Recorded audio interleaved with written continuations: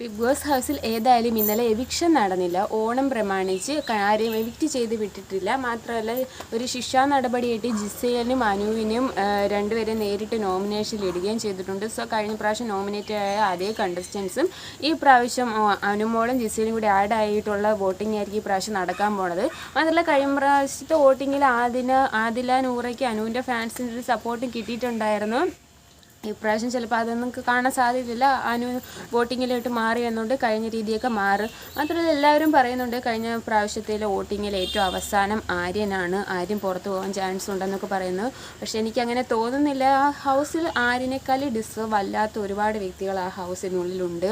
അത്രയും ഗെയിം കളിക്കാത്ത ഒരുപാട് ആളുകൾ നിൽക്കുമ്പോൾ ആര്യനെ പോലെ ഗെയിം കളിക്കുന്ന കണ്ടൻറ്റ് തരുന്ന ഒരാൾ പോകുന്നതിനോട് ഒരെതിർപ്പാണ്. കാരണം നമ്മൾ ബിഗ് ബോസ് ഹിന്ദിയൊക്കെ കാണുമ്പോൾ അറിയാം ആര്യനെ പോലെ ഒരു കണ്ടസ്റ്റൻസാണ് അവിടെയൊക്കെ കൂടുതലും അത്രയും നല്ല രീതിയിൽ ഗെയിം കളിക്കുന്നു. പ്രൊവോക്കിംഗ് ആയാലും എങ്ങനെ. പിന്നെ ആരെയും കാണിച്ച് അതൊരു മെച്യൂരിറ്റി ഇല്ലായ്മയാണോ അതോ ഗെയിമാണോ എന്തോ അതിൽ പറ്റിയൊരു തെറ്റെന്ന് വെച്ചാൽ ലാലേട്ടൻ്റെ അടുത്ത് മോശമായിട്ട് സംസാരിച്ചതായിരുന്നു.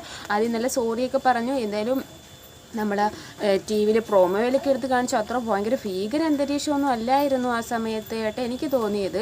ഏതായാലും അതൊക്കെ നല്ല രീതിയിൽ കഴിഞ്ഞു. മാത്രമല്ല അനുമോൾക്കെതിരെ ഗെയിം കളിക്കുക, അനുമോളുടെ കൂടെ അടിച്ച് കൂടി പിടിച്ച് നിൽക്കാൻ പറ്റുന്ന ഒരു കണ്ടസ്റ്റൻറ്റും കൂടിയാണ് ആര്യൻ. സോ ആര്യൻ അവിടെ നിൽക്കാൻ ഡിസേർവ് ആണെന്ന് എനിക്ക് തോന്നുന്നു. മാത്രമല്ല ഈ പ്രാവശ്യത്തേക്ക് 5 വൈൽഡ് കാർഡും കൂടി വരും. അപ്പോഴത്തേക്ക് ആരൊക്കെ ആയിരിക്കും ഇനി ഇങ്ങനെയൊക്കെ പോകുന്നത്. മാത്രമല്ല നമുക്ക് അറിയാൻ പറ്റത്തില്ല. ആദ്യമൊക്കെ നെഗറ്റീവായി നിൽക്കുന്നവർ കുറച്ച് കഴിയുമ്പോൾ പോസിറ്റീവ് ആവാനൊക്കെ ചാൻസ് ഉണ്ട്.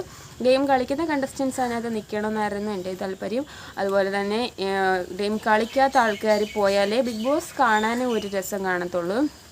മാത്രമല്ല ഇപ്പോൾ 2 ടീമായി മാറിയതിന് ശേഷം ഇനി എങ്ങനെയാണ് ഗെയിമെന്ന് അറിയാൻ പറ്റത്തില്ല. ഏതായാലും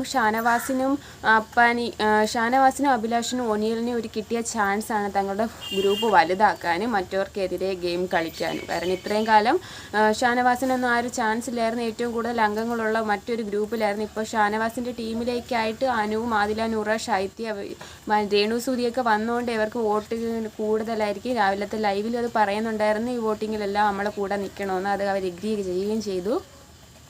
നമുക്കിനി കണ്ടറിയാം വൈൽഡ് കാർഡ് ആരൊക്കെയാണെന്ന്. വൈൽഡ് കാർഡ് വരുമ്പോൾ മറ്റുള്ള കണ്ടസ്റ്റൻ്റ് ഗെയിം എങ്ങനെ പോകുന്നു. അടുത്ത ആഴ്ചത്തെ നോമിനേഷൻ ഇന്ന് മിക്കവാറും സ്റ്റാർട്ടാകും. അപ്പോഴത്തേക്കും നിങ്ങളെല്ലാം വോട്ട് ചെയ്ത് നിൽക്കാൻ ഡിസേർവ് ആയിട്ടുള്ളവരവിടെ നിൽക്കാൻ വേണ്ടി ശ്രമിക്കുക.